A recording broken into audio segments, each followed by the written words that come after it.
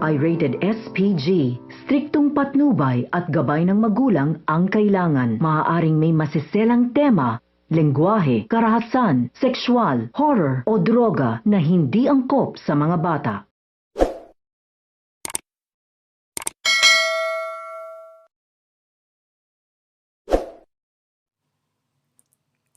Hello mga kapuso and magandang hapon po sa inyong lahat.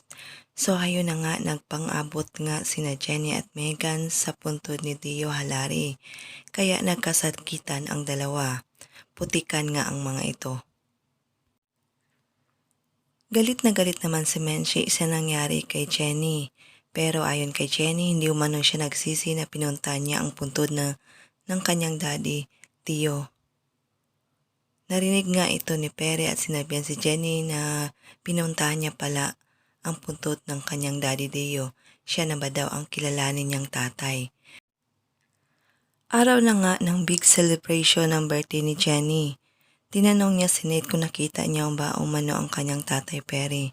Pero ayon kay Nate, hindi niya umano ito nakita at tinanong si Jenny kung may nangyari ba.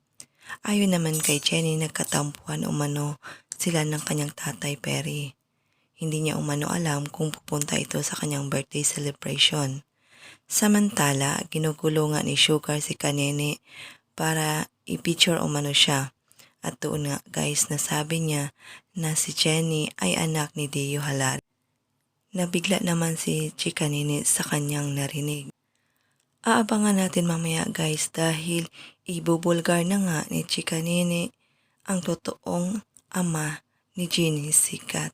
Ano naman kaya ang mararamdaman ni Megan kapag nalaman ng lahat na magkapatid sila? Lahat ng yan ay ating aabangan mamaya. Maraming salamat po sa inyong walang sawang panonood.